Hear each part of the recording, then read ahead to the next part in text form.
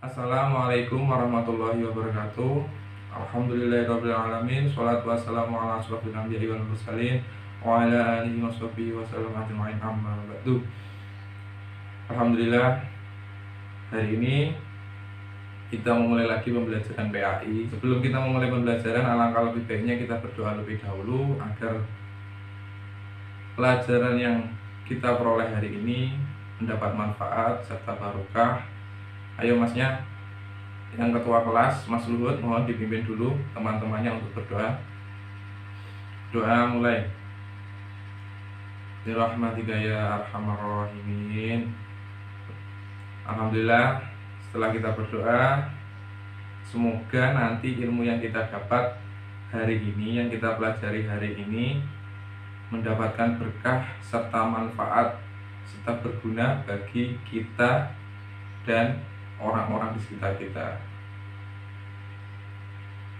Jadi hari ini pelajarannya apa? Pembelajarannya apa hari ini? Ya, hari ini pelajarannya pentingnya memahami sejarah Islam di Nusantara. Kita hari ini akan membahas sejarah Islam di Nusantara, masuknya Islam di Nusantara, perkembangan Islam di Nusantara, itu dimulai kapan, yang menyebarkan Islam pertama kali di Nusantara itu siapa. Kita akan mempelajarinya hari ini. Maka alangkah lebih baiknya sebelum kita mulai pembelajaran hari ini, kita membacakan salah satu ayat yang difirmankan oleh Allah di surat Al-Anbiya ayat 107. Ini berkaitan dengan materi kita hari ini ya. Mohon disimak dengan baik. Mas-masnya, mbak-mbaknya mohon disimak dengan baik ya.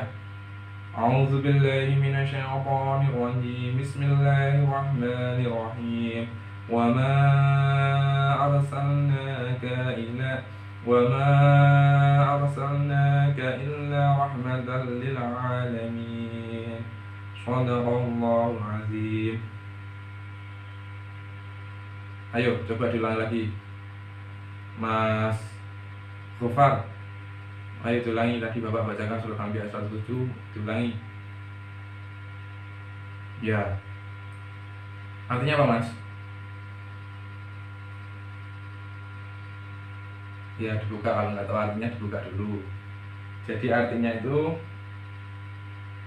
dan kami tidak mengutus engkau Nabi Muhammad melainkan untuk menjadi rahmat bagi seluruh alam. Engkau disebut Nabi Muhammad. Jadi Nabi Muhammad itu ditugaskan oleh Allah untuk menjadi rahmat bagi seluruh alam. Seluruh alam, bukan Arab saja, tapi seluruh alam. Jadi Nabi Muhammad itu diutus tidak hanya untuk Arab saja, bukan untuk kaum Quraisy saja, melainkan untuk seluruh alam. Bukan untuk kaum Quraisy saja, melainkan untuk seluruh alam, seluruh makhluk di dunia ini. Jadi yang semua hidup di alam ini, Nabi Muhammad diutus oleh Allah untuk memberikan rahmat kepada seluruh umat manusia, bukan untuk umat Quraisy saja ya, untuk umat Islam di dunia, seluruh alam. Jadi Indonesia dikatakan, jadi kalau Indonesia itu, kalau Nabi Muhammad hanya diutus untuk kaum Quraisy, kita sekarang ini tidak mungkin bisa belajar PAI lagi, karena Nabi Muhammad hanya diutus untuk kaum Quraisy. Tapi tidak, di sini Allah mengutus Nabi Muhammad itu untuk seluruh alam, seluruh umat manusia, bahkan makhluk hidup yang ada di dalamnya. Jadi ini berkaitan dengan materi kita hari ini, perkembangan sejarah Islam di Nusantara. Sudah paham ya dari ayat yang satu ini tadi? Kita bisa menarik kesimpulan bahwa dari ayat tersebut tadi tidak menutup kemungkinan Islam itu datang ke Nusantara atau Indonesia pada masa saat itu. Kita lanjut. Ini kan pembelajarannya tentang Islam di Nusantara. Mungkin dari mas-masnya atau mbak, Mas Romi, Mas Sunan, Mbak Zulfa, Mbak Kira mungkin sudah tahu tentang materi kita hari ini, atau sudah memiliki wawasan, atau tadi malam sudah membaca buku, boleh disampaikan pada teman-temannya atau teman-teman yang lain yang sudah paham tentang Islam di Nusantara ini, boleh memberikan sedikit wawasan. Gak apa-apa, gak usah malu. Ya, itu seperti kata Mas Sunan tadi, Nusantara adalah Indonesia pada masa sebelum merdeka. Benar itu tadi. Ya, saudagar. Ya, saudagar juga adalah perantara Islam masuk ke Nusantara melewati jalur perdagangan. Benar itu Mas Romi tadi, benar. Udah ya, kita langsung ke materi aja ya. Jadi pelajaran hari ini kita akan membahas tentang pentingnya memahami sejarah Islam di Nusantara. Jadi Bapak ingin kalian setelah belajar hari ini dapat memahami sejarah Islam di Nusantara dengan baik, serta dapat menjelaskan sejarah masuknya Islam di Nusantara. Kalian dapat menjelaskan cara-caranya Islam masuk di Nusantara. Kalian dapat menunjukkan bukti-bukti sejarah masuknya Islam di Nusantara. Kalian dapat menyebutkan kerajaan-kerajaan Islam di Nusantara, menyebutkan raja-raja Islam di Nusantara. Seperti itu nanti setelah pelajaran hari ini kalian bisa menjelaskan hal-hal yang seperti ini yang berkaitan tentang Islam di Nusantara. Ya, dibuka buku materinya, buku PI-nya dibuka, buku PI-nya dibuka. Sambil kalian membuka, menyiapkan buku, Bapak absen dulu ya. Siapa yang sudah masuk hari ini? Masuk semua ya, alhamdulillah masuk semua. Kalau masuk semua, ini absen langsung saya titik saja semuanya ya, masuk semua ya. Coba Romi, Rafa, Doni, Nisan, Dira, Mega, Giska, alhamdulillah masuk semua, ternyata benar. Alhamdulillah masuk semua, antusias sekali belajar agama Islam hari ini ya. Sudah dibuka semua bukunya. Ya, di situ buka bab kelima, halaman berapa itu? 107, 108. Ya, dibuka bukunya ya Mas. Bacakan yang pertama. Mas Rafa, bacakan yang pertama.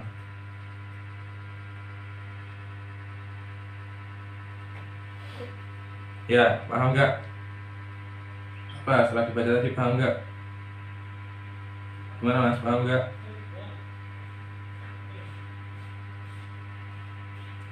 Ya, Islam itu masuk melalui jalur perdagangan. Yang pertama, jadi sebenarnya Islam itu masuk ke Indonesia itu pada masa Indonesia sebelum merdeka, atau pada masa kerajaan-kerajaan Islam. Kerajaan Islam seperti kerajaan Samudra Pasai, kerajaan Tidore, kerajaan Goa. Islam itu masuk pada abad berapa?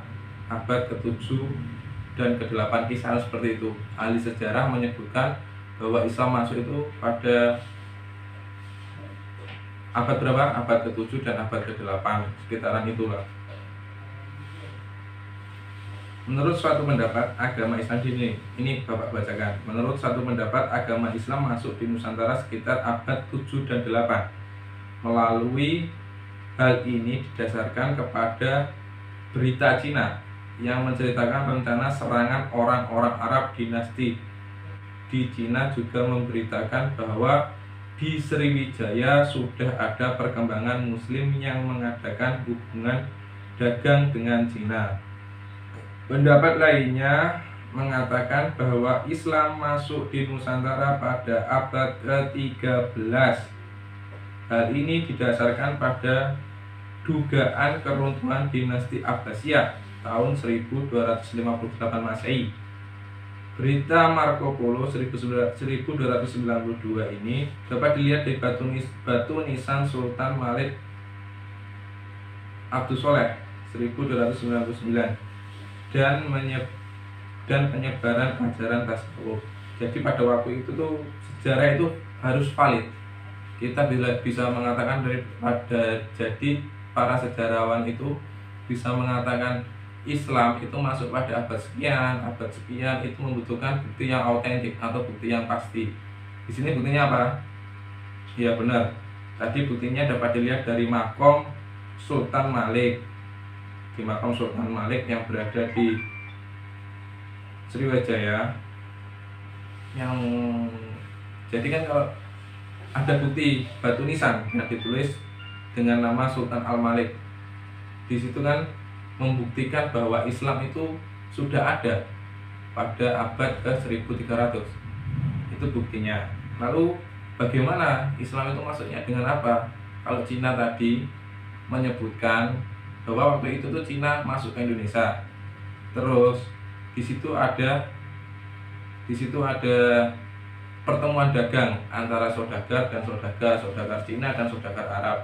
Dan waktu itu Cina itu menyebutkan bahwa orang-orang Cina, saudagar Cina waktu itu berdagang dengan saudagar Arab di Sriwijaya. Jadi di Sriwijaya sana, di Pulauan Sumatera, pada waktu masa Nusantara itu, orang Cina datang ke Indonesia jualan, orang Arab datang ke Indonesia jualan. Bukan hanya jualan, namanya waktu dulu ya, pada waktu dulu naik kapal berlayar berminggu-minggu, berbulan-bulan, bertahun-tahun berlayar dari Arab ke Indonesia, dari Cina ke Indonesia itu membutuhkan waktu yang sangat lama, tidak seperti sekarang. Kalau sekarang transaksi jual beli itu mudah. Kalian yang sudah MTS ini pasti yang kalian yang sudah SMP seperti ini mungkin sudah tidak umum lagi dengan aplikasi Shopee, Tokopedia seperti itu kan. Kalau dulu belum ada pada waktu menjajah, pada waktu Islam masih berbentuk kerajaan atau abad ke-700 Masehi, pada abad ke-7, abad ke-8 itu belum ada yang namanya Shopee. Aplikasi-aplikasi jual beli online itu belum ada. Jadi orang dahulu itu kalau jual beli ya naik kapal layar jauh-jauh dari Arab datang ke Indonesia menjual kekayaan Arab, di sana. Orang Arab datang membawa permadani dan sebagainya dari Indonesia, membawa rempah-rempah pulang lagi ke Arab, di sana dijual lagi. Sama halnya yang Cina juga seperti itu, membawa kekayaan dari Cina dijual di Indonesia, Gucci dan sebagainya itu dari Indonesia rempah-rempah kembali lagi ke Cina dijual di sana. Itu membutuhkan proses yang tidak singkat, bukan langsung COD. Jadi nggak seperti sekarang. Kalau dulu dari Cina ke Indonesia, setelah datang di Indonesia nggak sehari 2 hari langsung pulang tuh nggak. Butuh waktu setahun bahkan untuk mencari bahan dagangan, untuk berjualnya sudah laku semua, baru barang yang dagangan dari Indonesia baru dibawa ke Cina. Itu membutuhkan waktu yang lama, nggak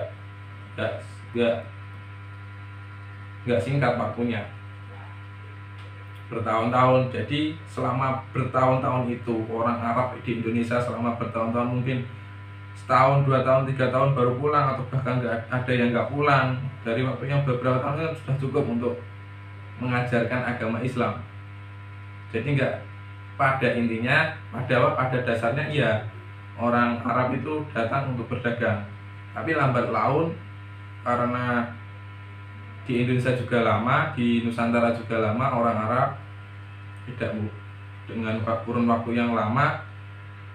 Jadi sambil berdagang, setelah berdagang, orang-orang Islam itu mengajarkan tentang adat istiadatnya, memperkenalkan adat istiadatnya, memperkenalkan agama, memperkenalkan apapun yang dia miliki itu diperkenalkan. Dan pada waktu itu orang-orang di Nusantara itu simpati dengan ajaran-ajaran Islam yang mengajarkan tentang apa tadi, rahmatan lil alamin. Ya benar, mengajarkan tentang rahmatan lil alamin, mengajarkan kebaikan, mengajarkan kasih sayang, mengajarkan norma-norma kehidupan, mengajarkan akhlak, mengajarkan kebaikan. Di situ mulai tertarik umat-umat Nusantara pada waktu itu mulai tertarik untuk mempelajari Islam. Pada akhirnya yang pertama kali dilakukan oleh saudagar Islam itu dikenalkan oleh para saudagar Muslim. Akhirnya saudagar Muslim itu mengajarkan Islam dan menyebarkan Islam di wilayah perdagangannya. Untuk pertama kalinya di wilayah perdagangan, di sekitar, kalau dulu mungkin di sekitar pasar lah, Islam mengajarkan agama-agama Islam itu di sekitar pasar, sekitar pelabuhan itu diajarkan. Itu lewat jalur saudagar. Yang kedua lewat jalur pernikahan. Kan waktunya lama, kan tadi sudah Bapak bilang waktunya lama. Dagang itu waktunya lama. Jadi Bapak yang bilang tadi, dagang waktunya lama. Dengan waktu yang lama itu tidak menutup kemungkinan kalau para pedagang-pedagang Arab itu tertarik dengan pribumi, tertarik dengan gadis-gadis pribumi, gadis-gadis Nusantara. Jadilah seorang saudagar itu tadi menikahi pribumi di Nusantara.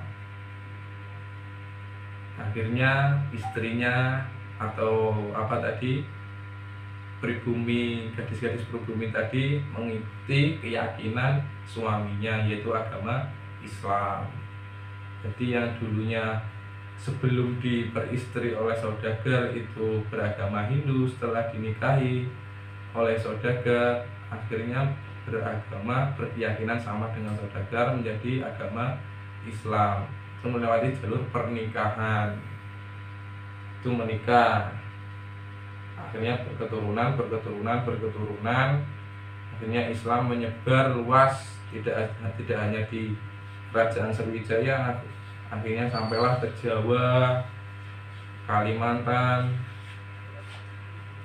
dan seluruh kawasan Nusantara. Akhirnya menyebar, sampailah kita mengenal Islam pada saat ini.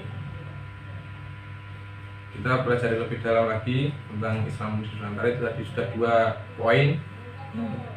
Kalian dapat pahami apa tadi, perdagangan dan pernikahan atau hubungan sosial. Ada juga apa, pendidikan dan pengajaran. Yang pendidikan pengajaran tadi yang saudagar, kalau apa, para pedagang kalau pagi sampai siang sampai sore itu berdagang, kalau malam itu kan seraung itu berhubungan sosial, apa, berhubungan sosial dengan lingkungan sekitar. Itu mengajarkan norma-norma Islam. Sekarang kerajaan Islamnya, kalau tadi kan cara masuknya Islam itu seperti itu, dengan jalur pernikahan, jalur perdagangan, jalur hubungan sosial atau pengajaran. Sekarang kita masuk kerajaan-kerajaan. Ini garis besarnya aja, bahwa Islam itu pernah masuk ke Jawa itu dengan adanya bukti kerajaan Islam. Yang pertama apa, Mbak? Kerajaan Islam Demak, kerajaan Banten. Ya, itu kerajaan Demak. Kerajaan Islam di Jawa yang pertama adalah kerajaan Demak, wilayah pantai utara Jawa.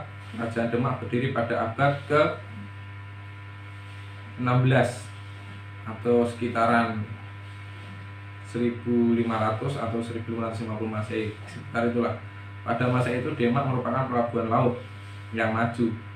Proses Islamisasi Jawa hingga mencapai berdirinya kerajaan Islam Demak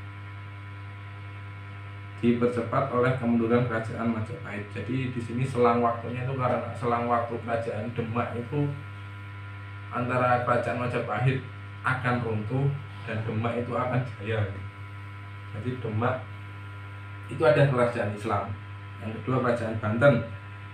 Nah, ini sudah mulai corak-corak Islami di kerajaan itu sudah mulai ada. Raja pertamanya adalah Sultan Hasanuddin. Ini corak-corak Islamnya sudah ada. Nama rajanya yaitu Sultan Hasanuddin. Itu kan dari apa? Dari bahasa Arab. Intinya pertama kali itu mesti jalur perdagangan. Sudah menjadi komoditas utama lah. Gimana seorang pedagang itu kan kesana kemari mencari tempat yang strategis, mencari tempat yang ekonomis. Ya walaupun pertamanya untuk berdagang, tapi kan lambat laun kan juga mengajarkan tentang Islam, mengajarkan tentang agama Islam, adat istiadat, akhirnya sampai ke menjadi sebuah kerajaan Islam di Indonesia, di Nusantara. Ya seperti itu. Di sini kan di Sulawesi juga ada kerajaannya, kerajaan Sulawesi, Jantua itu. Terus di Sumatera ada kerajaan Samudra Pasai, kerajaan Malaka, dan kerajaan Aceh. Itu bisa dibaca. Sudah ya? Penjelasannya sudah. Itu tinggal baca saja. Di situ tinggal baca saja tentang literasi sejarah Islam di Nusantara, tinggal baca. Ini garis besarnya sudah Bapak jelaskan. Sekarang waktunya untuk membuat kelompok. Nanti setiap kelompok itu per subtema itu nanti didiskusikan, terus dipresentasikan ke kelompok-kelompok yang lain ya. Dibagi menjadi 5 kelompok. Ayo dibagi ketua kelasnya, Mas Luhut, ayo dibagi. Sudah ya, itu dibaca. Dibaca Bapak sambil menayangkan video. Ini juga nanti diamati tentang video yang Bapak tayangkan ini, nanti disimak, dipelajari, setelah nanti diambil poin-poinnya. Oke. Setelah diskusi nanti juga membuat pertanyaan ya, dari video atau buku paket, dari buku kita, buku KAI juga dicari pertanyaan-pertanyaan. Nanti pertanyaannya ditujukan ke kelompok yang lain bisa jawab atau tidak.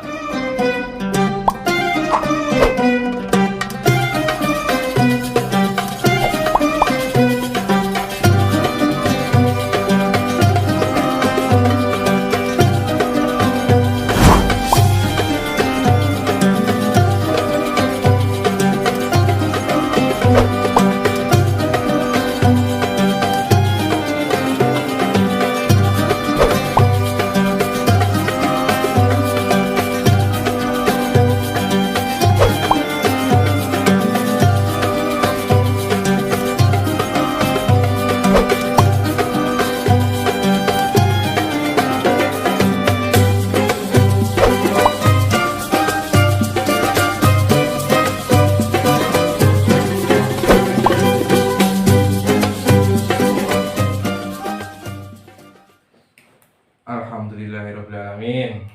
Bagus tadi presentasinya dari kelompok-kelompok